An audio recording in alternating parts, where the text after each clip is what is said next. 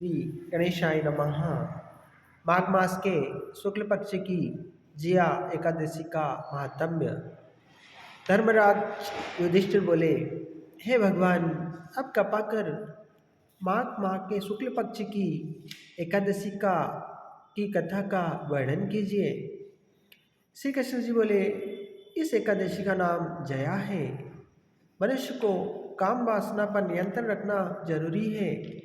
जो व्यक्ति ऐसा न करके काम से व्याकुल हो, अपने कर्तव्य से च्युत हो, उन्हें पाप का भागी बनना पड़ता है और उन्हें कुयोनि की प्राप्ति होती है।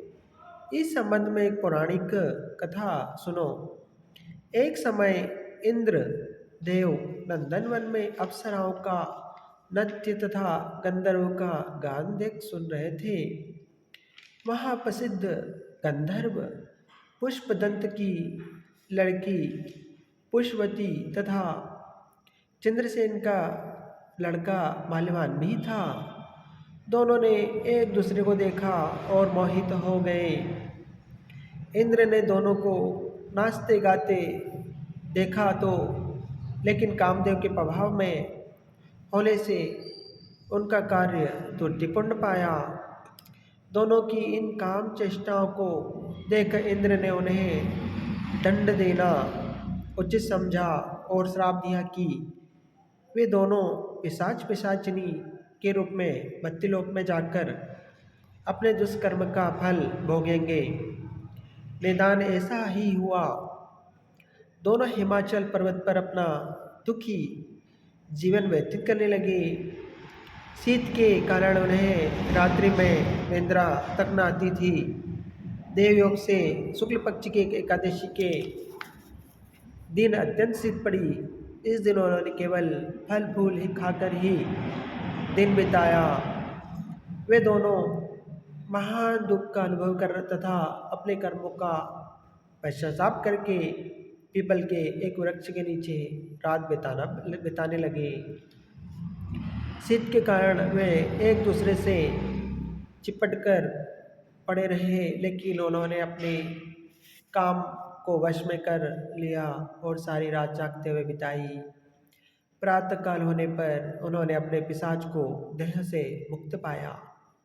श्री कृष्ण बोले, हे राजन, इस तरह मनुष्य को चाहिए कि वह अपने अपने को काम के वशीभूत न होने दे तथा समय स्थान की मर्यादा का ध्यान रखे। तभी वह सब दुखों सुखों से परिपूर्ण रहकर सम्मान की प्राप्ति करता है। पुष्पवती और माल्यवान जब पुनः इंद्र के समक्ष पहुँचे तो उन्होंने कहा कि तुम उस पिशाच देह को छोड़कर अब वंदनीय हो गए हो। कारण है कि तुमने जया एकादशी का सफल व्रत किया है, जो ब्रह्मा विष्णु महेश तीनों को प्यारा है।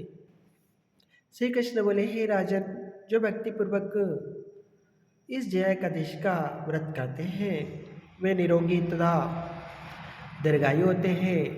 वे भी स्वर्ग की प्राप्ति करते हैं। ओम नमो भगवते वासुदेवाय नमः।